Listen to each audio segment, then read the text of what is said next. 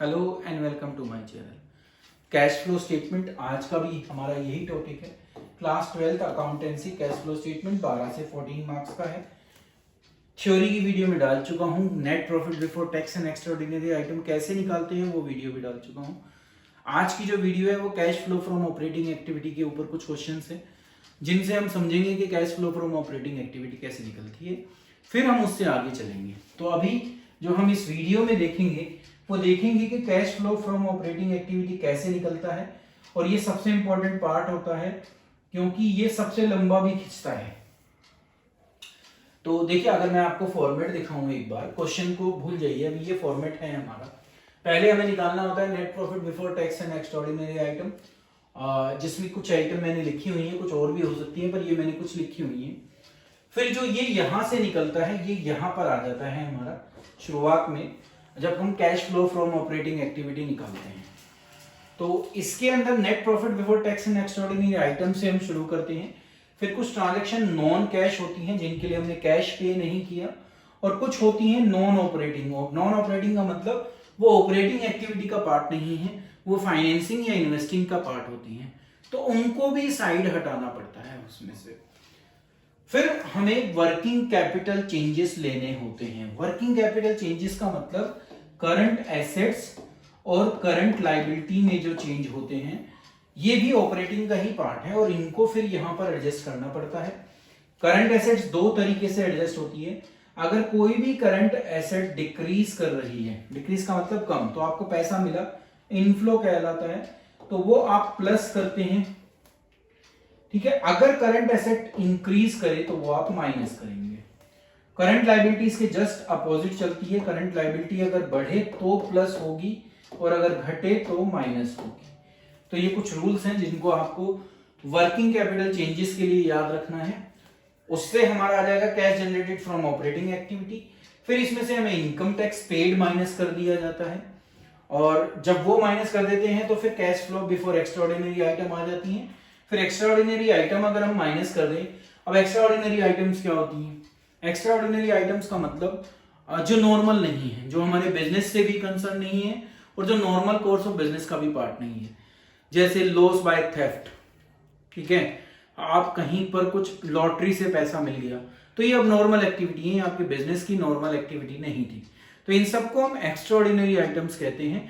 और ये सब जो हैं एक बार प्लस होती हैं और एक बार माइनस होती हैं। इसका मतलब वो आता इफेक्ट जो है निल है, बट वो इनका पार्ट नहीं होती, तो इनको यहां से हटाना पड़ता है एक तरीके से।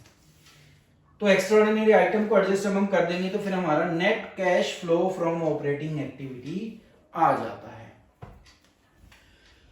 तो शुरुआत करने से पहले जो ये नॉन कैश और नॉन ऑपरेटिंग आइटम्स होती हैं उसमें क्या क्या आता है वो मैं दिखा रहा था। तो ये वो कुछ आइटम्स हैं जो नॉन कैश या नॉन ऑपरेटिंग आइटम्स होती हैं। उसमें कुछ आइटम ऐड करनी होती हैं, कुछ आइटम डिडक्ट करनी होती हैं। तो अगर पहले आइटम ऐड वाली देख लें तो डेप्रिसिएशन है, पैसा कैश का कोई इन्वॉल्वमेंट नहीं है और ये आपके प्रॉफिट को कम कर देता है। हमें फ्लो देखना है तो हमें इसको क्या करना पड़ेगा? प्लस करना पड़ेगा। ऐसे ही कोई भी इंटेंजिबल एसेट अगर राइट ऑफ होती है तो वो भी पैसा आप उसके लिए जो है यूज नहीं करते, फ्लो नहीं होता, तो वो भी क्या हो जाएगा? प्लस हो जाएगा। इंटरेस्ट पे किया आपने, कोई भी बोरोइंग, आपने कुछ भी उधार ले रखा है, तो ये जो इंटरेस्ट पे करना होता है ये तो फाइनेंसिंग एक्टिविटी है, क्योंकि बोरोइंग किसका पार्ट है? फाइनेंसिंग का। तो उस पर जो भी इंटरेस्ट पे कर रहे हैं वो कहां जाना चाहिए? फाइनेंसिंग में।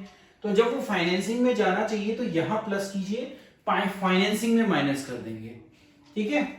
फ्लो जरूर है पर फ्लो ऑपरेटिंग का नहीं है, तो इसलिए प्लस होगा।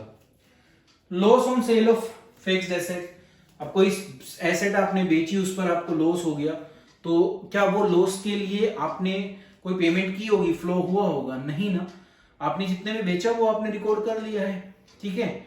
जितने की थी वो आपकी अपने आप ही कम हो गई, पर इसने प्रॉफिट को कम कर रखा है, तो फ्लो नहीं है, प्रॉफिट कम है, तो आपको इसको क्या करना पड़ता है? प्लस करना पड़ता है।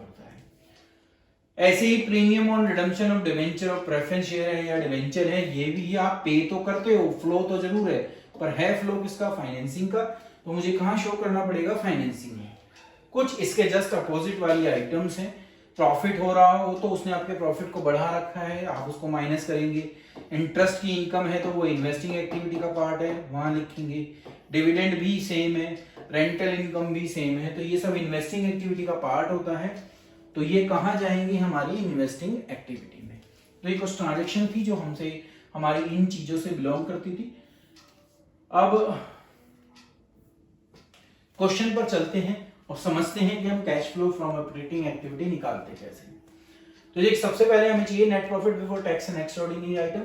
उसके लिए हमें या तो क्लोजिंग और ओपनिंग बैलेंस चाहिए या हमें प्रॉफिट करंट ईयर का पता होना चाहिए। तो अगर क्वेश्चन को पढ़े हम तो net profit after tax given है करंट ईयर का, तो आपको ये इतना पोर्शन तो करना नहीं है, आपको सीधा प्रॉफिट दिया हुआ है। तो आप यहां पर 6,40,000 सीधा अमाउंट लिख देंगे। ठीक है। अब हमें वो आइटम देखनी है ऐसी, या तो डिविडेंड से रिलेटेड या रिजर्व से निकल रिलेटेड या टैक्स से रिलेटेड। तो जब हम टैक्स पर चलते हैं तो हमें ट्रांजैक्शन दिख जाती है। करंट ईयर का जो होता है, जो ये वाला अमाउंट है, ये आपको यहां पर क्या करना पड़ेगा? प्लस करना पड़ेगा। तो मैंने इसको प्लस कर दिया।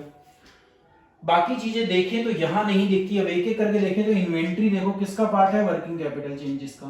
तो कहां यूज होगा? यहां पर। ठीक है। साथ में एकदम यूज करना चाहते हो तो हम साथ में लिख सकते हैं। देखिए क्या करना होगा। इन्वेंट्री को अगर देखें तो ये 1,15,000 इस साल है, पिछले साल ये 1,25,000 थी। तो आपको दिख रहा है वो कम हो रही है, 1,25,000 से 1,15,000 की तरफ जा रही है, तो डाउन हुई है। तो इसका मतलब एक करंट एसेट क्या हुई है? डाउन। जब डिक्रीज होगी तो क्या होगी? प्लस। तो आप यहां लिख देंगे डिक्रीज इन इन्वेंट्री, और जो वो 10,000 है उसको आप यहां शो कर देंगे जितना डिक्रीज हुआ। अब अगर ट्रेड रिसीवेबल चले, ये भी एक करंट एसेट्स है। ठीक है, ये भी एक करंट एसेट्स थी, ये डिक्रीज हुई थी इसलिए प्लस हो गई। यहां देखें तो देखिए 1,10,000 से 1,50,000 ये बढ़ रही है, बढ़ रही है तो क्या होगी? माइनस। तो आप इसको माइनस में लिख देना। इंक्रीज इन ट्रेड रिसीवेबल कितना बढ़ी? 40,000। जितने अमाउंट आते जाएं वो लिखते जाइए। प्रीपेड एक्सपेंसेस फिर समझना है क्या है? करंट एसेट्स है। क्या हो रही है? 6 से 20 हो रही है, बढ़ रही है, क्या होगी? माइनस। तो इसको भी दिखा दीजिए। इंक्रीज इन प्रीपेड एक्सपेंस कितना बढ़ी? 14,000। जो भी माइनस की आइटम हो उसको आप ब्रैकेट में लिखेंगे, इस बात को याद रखना। ब्रैकेट जो है वो नेगेटिव आइटम के लिए यूज की जाती है कैश फ्लो स्टेटमेंट में। अब ट्रेड पेबल की तरफ चलते हैं तो ये करंट लायबिलिटी है, तो रूल इनको याद रखेंगे। 80 से 1,10,000 बढ़ रही है, बढ़ रही है तो क्या होगी? प्लस। तो करंट लायबिलिटी बढ़ी और प्लस हो गई, तो आप इसको प्लस में लिख देंगे। इंक्रीज इन ट्रेड पेबल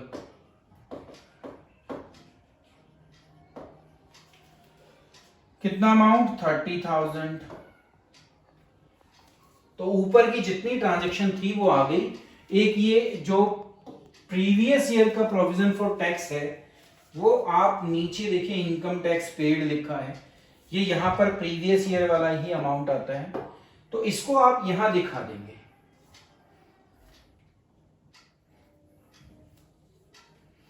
कितना अमाउंट है? 15। तो आप 15 की फिगर यहां लिख देंगे, पहले ही लिख रहा हूं मैं जिससे हम भूले ना। अब जो एडजस्टमेंट बचती हैं अब सिर्फ उनका काम है, वर्किंग कैपिटल चेंजेस का काम हो गया, तो अब मैं इसको हटा देता हूं यहां से। अब देखिए क्या लिखा है कि डेप्रीशिएशन चार्ज किया गया है प्लांट एंड मशीनरी पर 55,000। अब डेप्रीशिएशन एक नॉन कैश ट्रांजैक्शन है, तो ये लिखी हुई है नॉन कैश ट्रांजैक्शन, तो आप यहां पर डेप्रीशिएशन दिखाएंगे, और डेप्रीशिएशन क्योंकि प्लस की आइटम है तो प्लस लिखकर आप उसको बाहर दिखा देंगे। कितना अमाउंट है 55।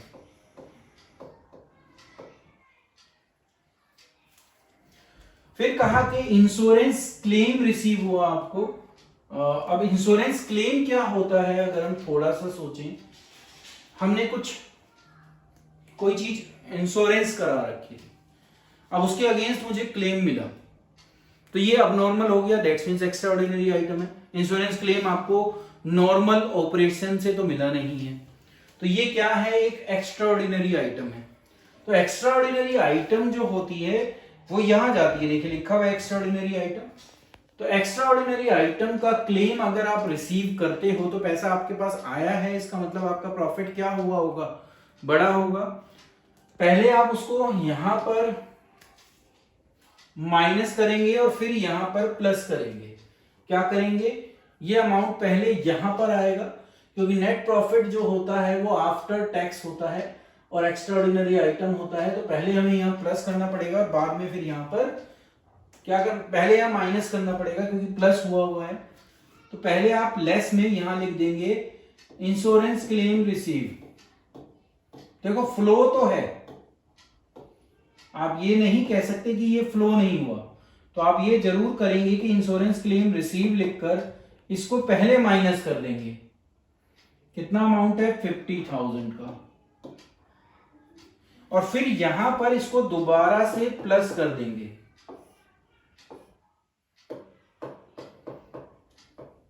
क्योंकि फ्लो है, पर फ्लो जो है वो नॉर्मल ऑपरेटिंग एक्टिविटी से नहीं है, इसीलिए वहां माइनस होकर यहां ये प्लस होगा।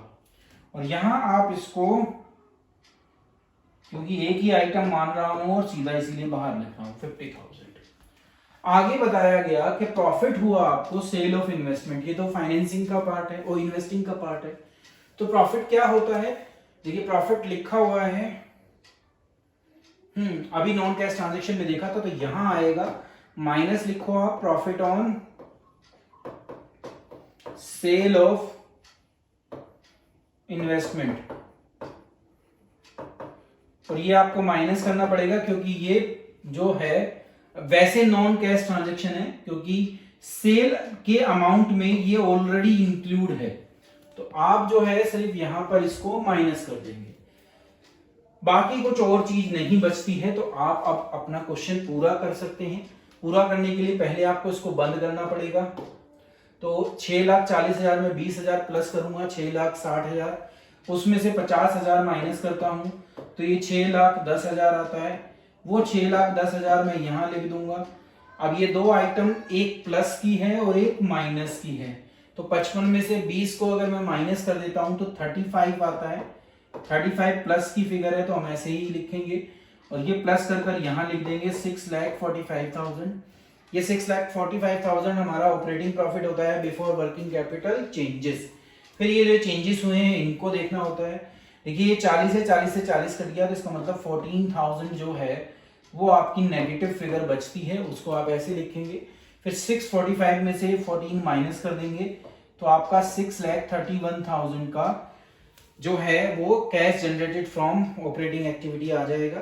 फिर इसमें से इनकम टैक्स को माइनस कर देते हैं, ये भी जो है नेगेटिव आइटम है, तो माइनस दिखाने के लिए आपको ब्रैकेट लगाना जरूरी है, जब भी आपको पता चल पाएगा कि क्या प्लस है और क्या माइनस है। तो ये 6,16,000 आ जाता है। ये एक प्लस की आइटम है तो ये प्लस होगी, और 6,66,000 का हमारा cash flow from operating activity आ जाएगा। तो इस तरीके से आप क्वेश्चन को कर सकते हैं, सारी आइटम डाल के बाद में प्लस माइनस इजीली आप कर पाएंगे। चलते हैं नेक्स्ट क्वेश्चन की तरफ। ये फिर इसी तरीके का क्वेश्चन है और ये सारी आइटम गिवन है, तो मैं अब क्वेश्चन को सोल्व ना कराकर सिर्फ यहां बता दूंगा कि वो क्या प्लस होगा क्या माइनस होगा, आप इसको इजीली सोल्व कर पाएंगे। नहीं तो बहुत ज्यादा समय हमें लग जाएगा। देखिए शुरुआत हुई नेट प्रॉफिट से, तो नेट प्रॉफिट आपको पता है कहां आएगा, यहां पर आएगा, क्योंकि वो डिफरेंस उन्होंने निकाल रखा है। तो आपका नेट प्रॉफिट यहां सीधा आ जाएगा 8 लाख। अब आगे बताया कि फाइनल डिविडेंड आपने पे किया, यहीं पर आएगा इंटरिम डिविडेंड के साथ। फाइनल डिविडेंड आप दिखा सकते हैं 1,10,000। नेक्स्ट है कंपनसेशन फॉर नेशनल डिजास्टर, जो है एक तरीके से एक्स्ट्राऑर्डिनरी आइटम है, तो आपको यहां लिखना पड़ेगा, पहले माइनस करना पड़ेगा, बाद में उसको प्लस कर देंगे। तो कंपनसेशन फॉर नेशनल डिजास्टर कितना अमाउंट है, 75,000। तो 75,000 आप पहले यहां पर माइनस करेंगे, बाद में यहां दिखाएंगे इसको।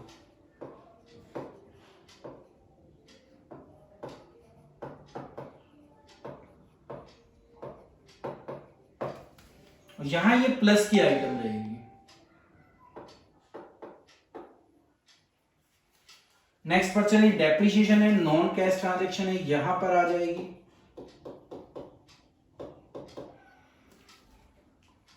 $1,50,000।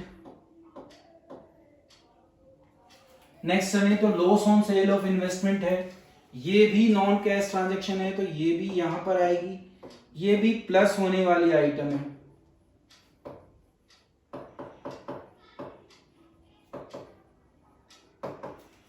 $30,000। अगला है प्रॉफिट, तो प्रॉफिट हमेशा माइनस में जाएगा, तो आप प्रॉफिट को लिखो gain on sale of land, minus है तो ब्रैकेट याद लगाना, बस याद रखना कि क्या लगानी है आपको, ब्रैकेट लगानी है, जिससे हमें पता चल पाए कि ये आइटम माइनस की थी। प्रोविजन फॉर टैक्स, अब प्रोविजन फॉर टैक्स है तो ये इस साल बनाया होगा, ये यहां आएगा 1,10,000।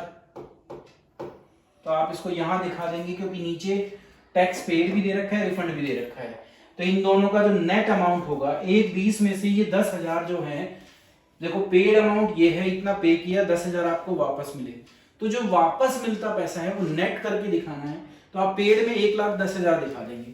तो जो नीचे इनकम टैक्स पेड लिखा है इसमें वो 10,000 एडजस्ट कर कर दिखाओगे और 1,10,000 यहां पर दिखा दोगे इस तरीके से। फिर डिविडेंड रिसीव हुआ आपको, एक इन्वेस्टिंग एक्टिविटी है, नॉन ऑपरेटिंग एक्टिविटी नहीं है, तो ये यहां पर आएगी।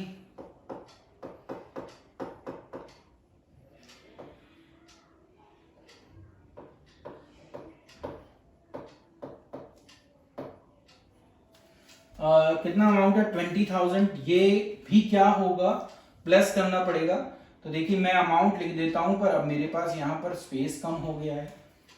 ये सारी वर्किंग कैपिटल चेंजेस है, सारे यहां पर आएंगे। डिक्रीज इन करंट एसेट, जब करंट एसेट डिक्रीज होती है तो प्लस होती है, तो ये प्लस में लिख देंगे आप।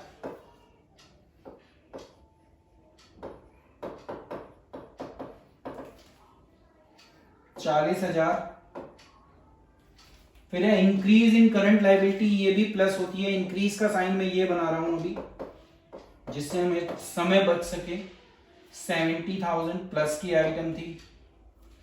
फिर decrease in current liability minus की आइटम है, तो आप डिक्रीज का साइन बनाकर करंट लायबिलिटी लिख दीजिए और 10,000 जो है ब्रैकेट में लिख दीजिएगा। फिर इंक्रीज करंट एसेट्स होगी तो ये भी माइनस होगी, तो ये 60,000 भी आप ब्रैकेट में लिख देंगे।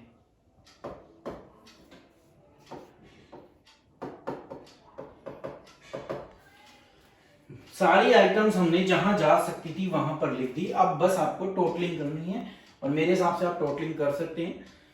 तो ये एक सिस्टम होता है जिस बेस पर अगर आपके पास परफॉर्मा है तो बस आपको फिल करनी है चीजें नॉलेज के साथ, कहां क्या जाना है, तो वो नॉलेज जरूर डेवलप करनी पड़ेगी हमें। ये एक और नेक्स्ट क्वेश्चन है, लंबा जरूर दिख रहा है पर काम उतना ही मिलेगा। फिर हमें जो सर्टेन आइटम्स को पहचानना है और यहां डालना है। ये एक हमारा रिवेन्यू इनकम स्टेटमेंट गिवन है, बैलेंस शीट नहीं है, ठीक है। तो आप यहां अपने आप ही नेट प्रॉफिट बिफोर टैक्स ढूंढ सकते हो। देखिए ये लिखा हुआ नेट प्रॉफिट बिफोर टैक्स, ये हमें चाहिए भी क्या होता है, net profit before tax and extraordinary item. तो अगर आप इन सारी चीजों को नहीं लोगे और टैक्स भी माइनस नहीं करोगे, क्योंकि टैक्स तो यहां माइनस हुआ है, तो आप सीधा अगर नेट प्रॉफिट बिफोर टैक्स लेते हैं तो आपको जो टैक्स की एडजस्टमेंट है वो नहीं करनी पड़ेगी, ठीक है। तो आप net profit before tax extraordinary item अगर मैं देखूं तो मुझे एक्स्ट्राऑर्डिनरी आइटम कहीं पर शो नहीं हो रही, तो इसलिए वो यहां पर नहीं आएंगी।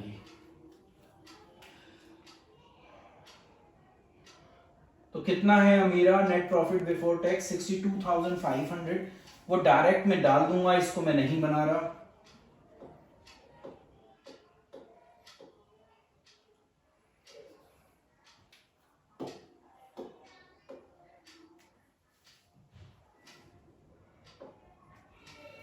अब आगे देखें तो देखिए अगर इनकम में रेंट गिवन है हमें, अब ये क्योंकि नोट नंबर 1 है, इसका मतलब यहां आया होगा, तो इस प्रॉफिट के अंदर ये कंसीडर हो चुका है।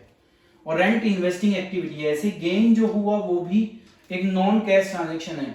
इंटरेस्ट ऑन डिवेंचर भी सेम है। तो ये सारा 19,500 का वो अमाउंट है जो नॉन कैश या नॉन ऑपरेटिंग है। तो आप इन तीनों चीजों को यहां पर लिख देंगे। अब क्योंकि मेरे पास स्पेस नहीं है, मैं तीनों का टोटल कर लिख रहा हूं, और ब्रैकेट में यहां लिख देता हूं rent plus gain on sale of machinery plus interest on debenture, ये सारी लिखी। और ये एक, क्योंकि इसने प्रॉफिट को बढ़ा रखा है, मेरी ये आइटम जो है नेगेटिव वाली है, इनकम है, और अगर इनकम प्लस हो रही है और इन्वेस्टिंग का पार्ट है तो यहां माइनस करनी पड़ती है, जैसे मैंने माइनस कर दिया। नोट नंबर 2 इस पर दिया हुआ है changes in inventory of finish goods, तो ये उससे रिलेटेड है। तो ठीक है, फिनिश गुड्स में ओपनिंग इन्वेंट्री दी हुई है, क्लोजिंग इन्वेंट्री दी हुई है, ओपनिंग इन्वेंट्री, क्लोजिंग इन्वेंट्री। तो इसका यहां हम देखें तो हमारा कहीं पर इसका यूज नहीं होता, तो ये पार्ट हमारे लिए इंपॉर्टेंट नहीं है, इसको छोड़ देंगे। अदर एक्सपेंसेस में जाएं तो office expenses and selling expenses हैं। एक लॉस जो है ये मेरे लिए इंपॉर्टेंट है क्योंकि ये नॉन कैश ट्रांजैक्शन हो गई, तो आपको इसको यूज जरूर करना है। तो यहां आप लिख दोगे loss on sale of furniture. बाकी एक्सपेंसेस जायज हैं तो उनका नहीं हटाना आपको, जिस पर एक तो फ्लो नहीं हुआ और जो ऑपरेटिंग नहीं है, तो ये अभी मैं यहां पर प्लस कर दूंगा। इतना पार्ट भी कवर हो गया, ऊपर का ये वाला पार्ट भी कवर हो गया। एक चीज और अगर ऊपर मिलेगी तो वो आपको डेप्रिसिएशन एंड अमोर्टाइजेशन एक्सपेंसेस मिलेंगे। तो अगर इसको देखो आप जाकर तो 15,000 है, ये भी यहां पर आएंगे क्योंकि ये भी नॉन कैश ट्रांजेक्शन है। तो डेप्रिसिएशन एंड अमोर्टाइजेशन एक्सपेंसेस लिख देंगे आप यहां, और इसका जो 15,000 का अमाउंट है वो प्लस कर देंगे। बाकी कुछ भी चीज ऐसी नहीं मिलेगी जो आपको यहां से बिलोंग करती है। अब आपके सिर्फ वर्किंग कैपिटल चेंजेस रह जाते हैं जो यहां आने हैं। वर्किंग कैपिटल चेंजेस में सबसे पहले ट्रेड रिसीवेबल है, करंट एसेट्स है। करंट एसेट्स पिछले साल के मुकाबले क्या हो रही है, बढ़ रही है। तो जब ये इंक्रीज करती है तो माइनस होती है, तो आप यहां लिख देंगे इंक्रीज इन ट्रेड रिसीवेबल।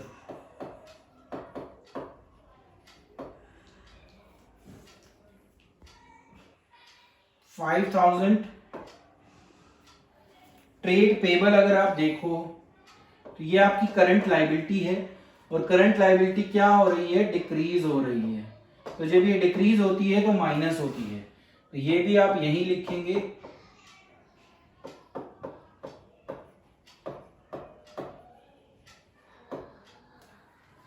कितना अमाउंट है, 2,500। तो दोनों आइटम माइनस की हैं, ब्रैकेट जरूर लगाएंगे।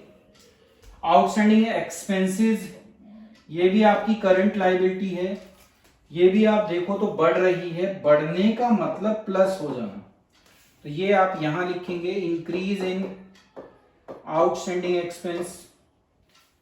कितने से बढ़ा, 3 से, तो आप 3 का अमाउंट यहां दिखा देंगे।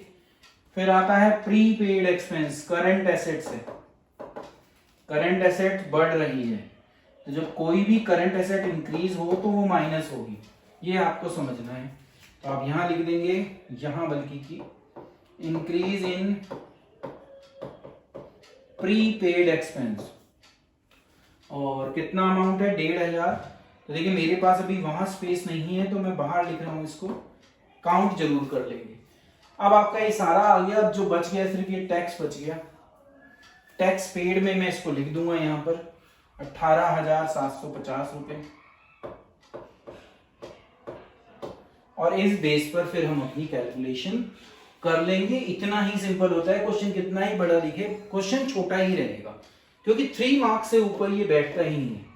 तो 3 मार्क्स में आपसे कोई ज्यादा आइटम नहीं ले सकते। अब देखो 16,500 और 19,500 अगर देखें तो आपकी 3,000 की नेगेटिव फिगर आ रही है।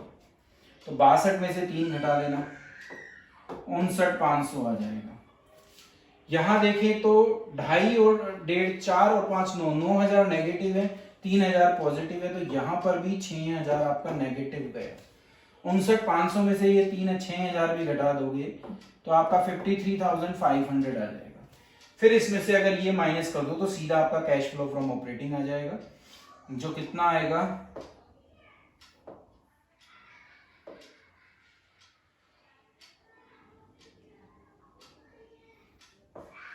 34,750। और इस तरीके से क्वेश्चन हमारा जो है कंप्लीट हो जाता है। बड़े से नहीं घबराना है। इसकी जो सबसे बड़ा इशू होता है, इसमें हम डर जाते हैं कि क्वेश्चन बहुत बड़ा है। बस हमें कंसेप्ट क्लियर रखना है। अगर ये फॉर्मेट हमें याद रहा तो हम इजीली जो है क्वेश्चन को सॉल्व कर लेंगे। Thank you.